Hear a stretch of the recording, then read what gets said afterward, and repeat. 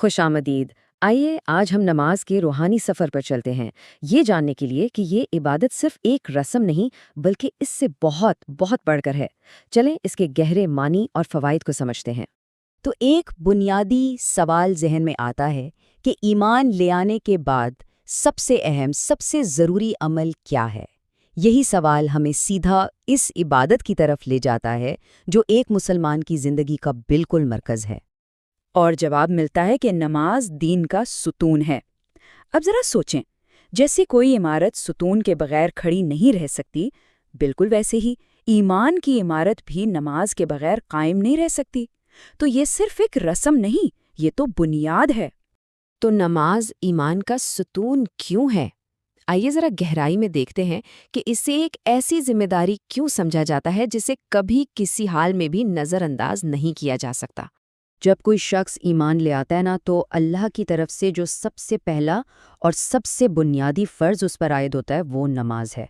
یہ وہ پہلا قدم ہے جو ہر مسلمان، مرد ہو یا عورت، اپنے عقیدے کے اظہار کے لیے اٹھاتا ہے۔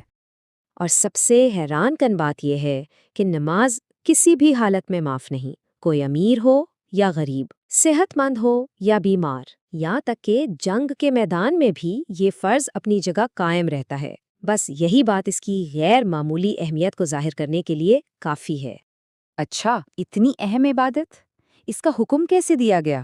اس کی کہانی بھی اتنی ہی خاص ہے جتنی خود یہ عبادت۔ یہ زمین پر نہیں بلکہ آسمانوں میں دیا گیا ایک تحفہ ہے۔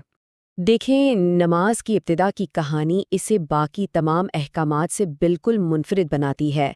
جہاں دوسرے احکامات زمین پر نازل ہوئے، وہیں نماز کا تحفہ نبی اکرم صلی اللہ علیہ وآلہ وسلم کو معراج کے دوران آسمانوں پر براہ راست اللہ کی طرف سے عطا کیا گیا۔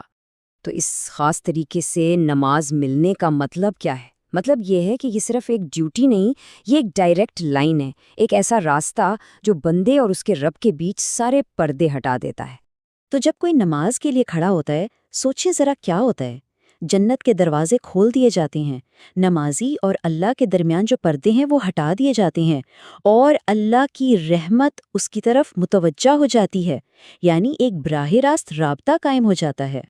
اور پھر نماز کے اندر بھی ایک خاص لمحہ آتا ہے، وہ لمحہ جب بندہ اپنے رب کے قریب ترین ہوتا ہے، اور وہ ہے سجدہ۔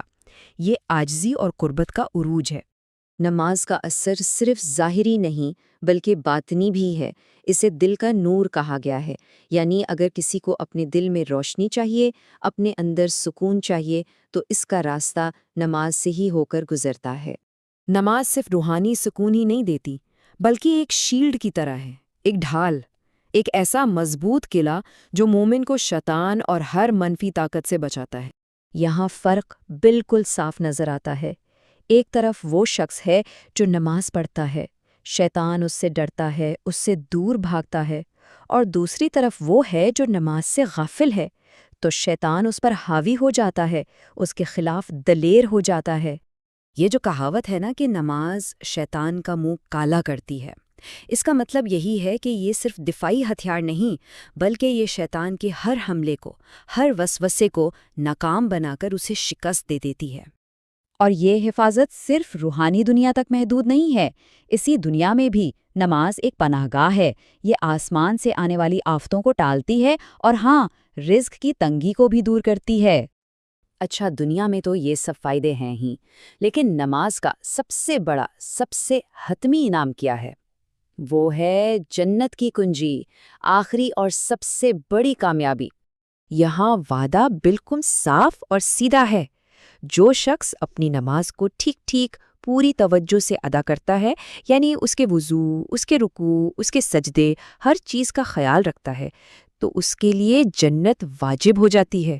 یہ صرف ایک امکان نہیں، ایک ضمانت ہے۔ اور یہ کامیابی کا سفر ہے نا، اس کی ہر منزل نماز آسان بنا دیتی ہے۔ پہلا قدم قبر کے عذاب سے حفاظت، پھر اعمال نامہ سیدھے ہاتھ میں ملنا، اس کے بعد پل صراط سے بجلی کی تیزی سے گزرنا، اور پھر آخری منزل جنت میں یقینی داخلہ۔ یہ مثال کتنی زبردست ہے، سوچیں ذرا۔ نمازی گویا ایک شہنشاہ کے دروازے پر دستک دے رہا ہے، اور اصول یہ ہے کہ جو دروازہ مسلسل کھٹکھٹایا جاتا رہے وہ آخرکار کھل ہی جاتا ہے۔ تو آخر میں یہ سوال ہمارے سوچنے کے لیے ہے کہ اگر نماز واقعی اس عظیم دروازے پر دستک دینا ہے تو پھر یہ ہماری زندگیوں میں اللہ کے کون کون سے خزانے کھول سکتی ہے۔